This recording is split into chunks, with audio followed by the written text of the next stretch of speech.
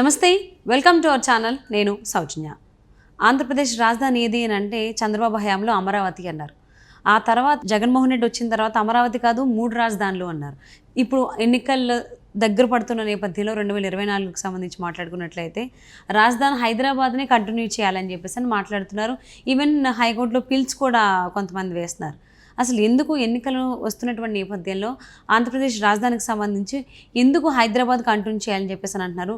రాజకీయంగా ఈ టాపిక్ ఎందుకు వస్తుంది?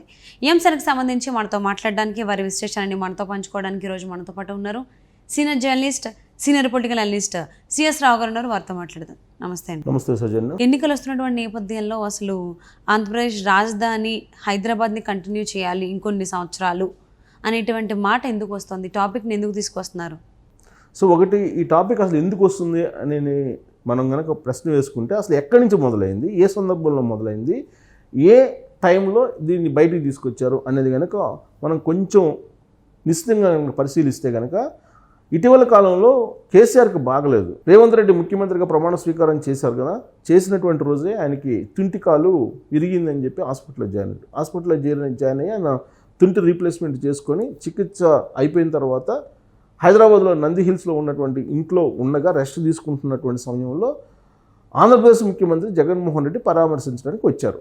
పరామర్శించడానికి వచ్చి వెళ్ళిన తర్వాత కొద్ది రోజులకి హైదరాబాద్ రాజధాని ఆంధ్రప్రదేశ్కి అనేటువంటి విషయాన్ని వైవి సుబ్బారెడ్డి ఆయన రాజ్యసభకు రెండోసారి నామినేషన్ వేసిన తర్వాత వైవి సుబ్బారెడ్డి చేసినటువంటి కామెంట్ అది.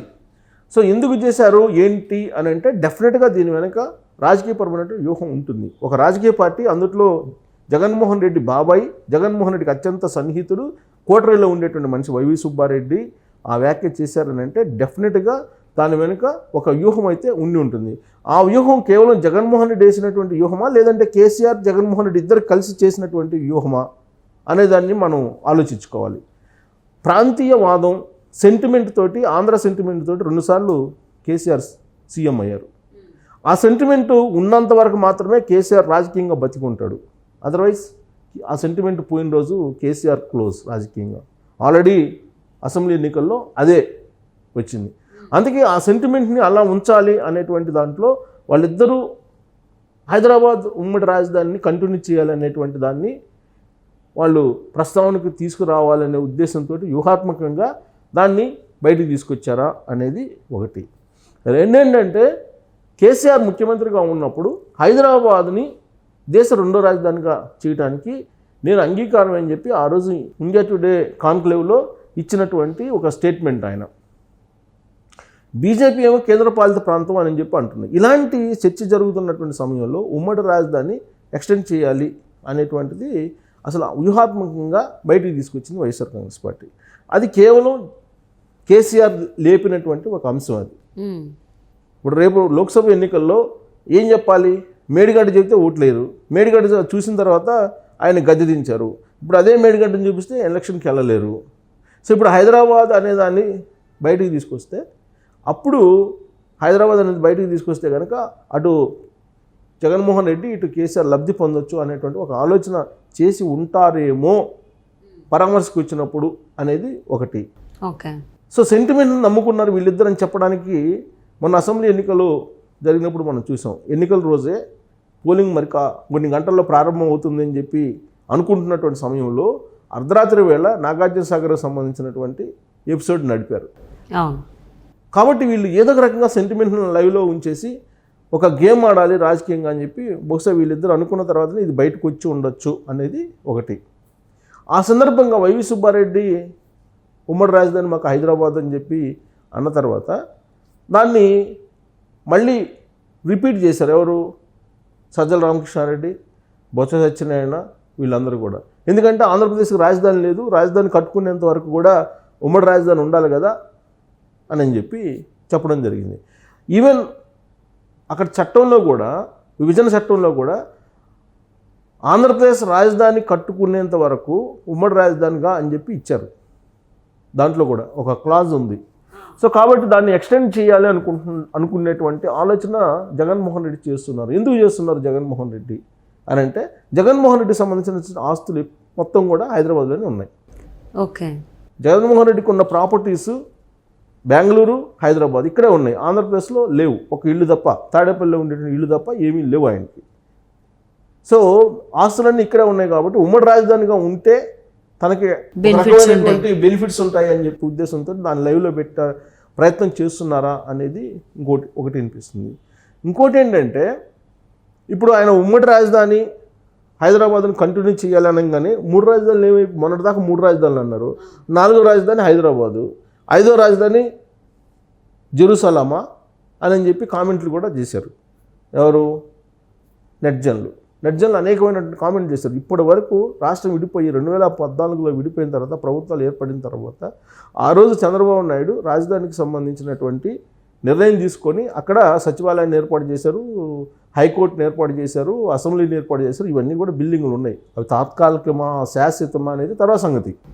ముందైతే ఇప్పుడు అక్కడ భవనాలు ఉన్నాయి కదా, ఒక రాజధాని ఉంది కదా, గెజిట్ అయితే ఇప్పించుకున్నారు కదా, గెజిట్ కూడా ఇచ్చారు కదా అమరావతి రాజధాని అని.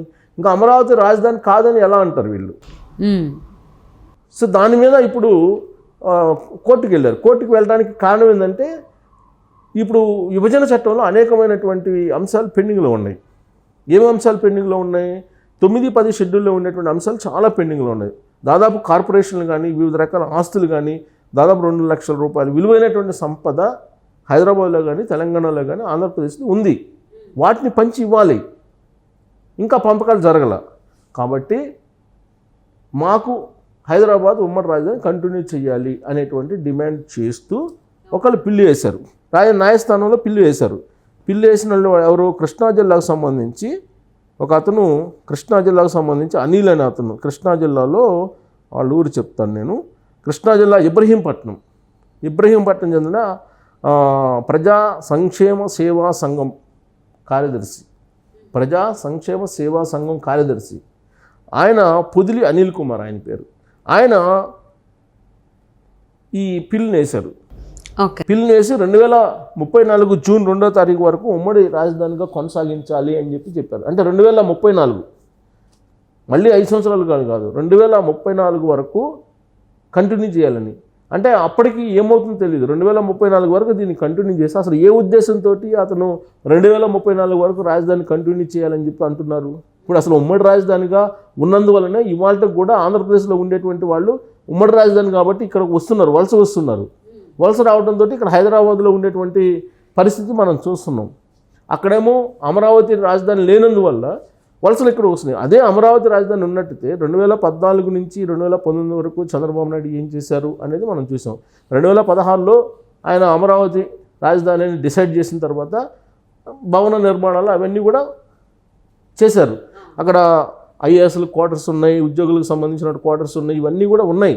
వాటిని 90% పూర్తయినటువంటి వాటిని కూడా అర్ధాంతరంగా ఆపేశాడు జగన్మోహన్ రెడ్డి. ఆపేసి 3 రాజధానులు అని చెప్పి అసలు రాజధానిని కొలాప్స్ చేసేసారు. సో ఇప్పుడు మళ్ళీ హైదరాబాద్ రాజధాని అంటే కోర్టులు ఒప్పుకుంటాయా అంటే విభజన చట్టంలో అస్పష్టత ఉంది కాబట్టి ఒప్పుకునేటువంటి అవకాశం ఉంది. ప్లస్ ఇతను పిల్లేసిన అతను 2034 వరకు ఉమ్మడి రాజధాని కావాలని చెప్పి ఎందుకు అడుగుతున్నారు? దీని వెనక వైఎస్ఆర్ కాంగ్రెస్ పార్టీ ఉందా? జగన్మోహన్ రెడ్డి ఉన్నారా? రాబోయేటువంటి రోజుల్లో ఒకవేళ రెండోసారి కనుక ఆంధ్రప్రదేశ్లో జగన్మోహన్ రెడ్డి అధికారంలోకి వస్తే తెలంగాణలో కూడా అతను రాజ్యాధికారాన్ని కోరుకుంటున్నాడు.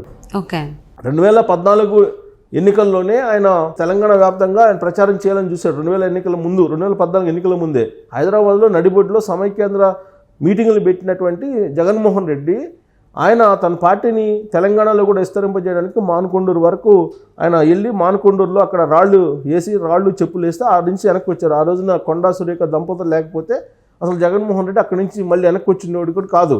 ఆ రోజు నుంచి కూడా ఆయనకు ఒక కోరిక ఉంది, ఎక్కడైతే రాళ్ళు చెప్పులు వేశారో అక్కడి నుంచి మళ్ళీ ప్రచారాన్ని ప్రారంభించి తెలంగాణని కూడా హస్తగతం చేసుకోవాలి, తెలంగాణ మీద కూడా వైఎస్ఆర్ కాంగ్రెస్ పార్టీ జెండా ఎగరవేయాలనే ఆలోచన ఉంది. దాంట్లో భాగంగా 2034 వరకు ఉమ్మడి రాజధానికి హైదరాబాద్ ఉండాలని చెప్పి ఆయన కోరుకుంటున్నారా? అందుకే ఆయన ఇలాంటి పిల్లి వేయించారా అనేది కూడా ఒకటి వినిపిస్తుంది. ఒకసారి రాష్ట్రం విడిపోయిన తర్వాత ఇంకా అసలు ఈ రాష్ట్రంతో ఏం పని? తెలంగాణతోటి ఆంధ్రప్రదేశ్ని డెవలప్ చేసుకోవాలి, ఆంధ్రప్రదేశ్ రాజధానిని డెవలప్ చేసుకోవాలి. అది వదిలిపెట్టేసి హైదరాబాద్ను మాకు ఇంకా కొనసాగించాలి అంటే ఆంధ్రప్రదేశ్ ప్రజలకి హైదరాబాద్ తోటి మానసికమైనటువంటి బంధం తప్ప భౌగోళిక బంధం పోయింది. అలాంటప్పుడు ఇంకా ఎందుకు భౌగోళిక బంధం ఉందని చెప్పే ప్రయత్నం ఎందుకు చేస్తున్నారు? కారణం ఏంటంటే క్యాబినెట్లో ఉండేటువంటి వాళ్ళకి కానీ వైఎస్ఆర్ కాంగ్రెస్ పార్టీలో ఉండేటువంటి వాళ్ళకి కానీ పూర్తి ఆస్తులు ఇక్కడే ఉన్నాయి. పెళ్ళిళ్ళు కానీ ఫంక్షన్స్ కానీ అన్నీ హైదరాబాద్లోనే చేసుకుంటున్నారు. ఇంకోటి ఆశ్చర్యకరమైన విషయం చెప్తాను, ఒక్క 3 days తప్ప వారానికి మిగతా అన్ని రోజులు హైదరాబాద్లో ఉంటారు. దాదాపు సగం మందికి పైగా వైఎస్ఆర్ కాంగ్రెస్ పార్టీకి సంబంధించిన ఎమ్మెల్యేలు ఓకే ఇక్కడే ఉంటారు. అందరూ విలాసవంతమైనటువంటి భవంతులు ఆస్తులు ఇక్కడే ఉన్నాయి, అందరూ ఇక్కడే ఉన్నారు. అందుకే వెసులుబాటు కోసం హైదరాబాద్ను ఉమ్మడి రాజధానిగా కావాలని కోరుకుంటున్నట్టు కనిపిస్తుంది. అయితే దీంట్లో రాజకీయ కోణం కూడా ఉంది, డెఫినెట్గా రాజకీయ కోణం కూడా ఉంది దీంట్లో. సో రాబోయేటువంటి రోజుల్లో తెలంగాణలో ఎంట్రీ చేయడానికి ఉమ్మడి రాజధాని అంటే ఈజీ అవుతుంది కాబట్టి ఆ లింక్ని అలానే ఉంచాలి అనేటువంటి కాన్సెప్ట్లో జగన్మోహన్ రెడ్డి వెళ్తున్నట్టు కనిపిస్తూ ఉంది. సో దీని మీద మళ్ళీ సెంటిమెంట్ రేకెత్తిస్తే కనుక బీఆర్ఎస్ పార్టీకి కూడా ఎంతో కొంత మేలు చేసినట్టు అవుతారు జగన్మోహన్ రెడ్డి. కాబట్టి ఇద్దరు కలిసి జగన్ కేసీఆర్ ఇద్దరు కలిసి ఆడుతున్నటువంటి నాటకంలో ఇదొక పాత్ర అనుకోవాలి, ఇదొక ఎపిసోడ్ అనుకోవాలి మనం.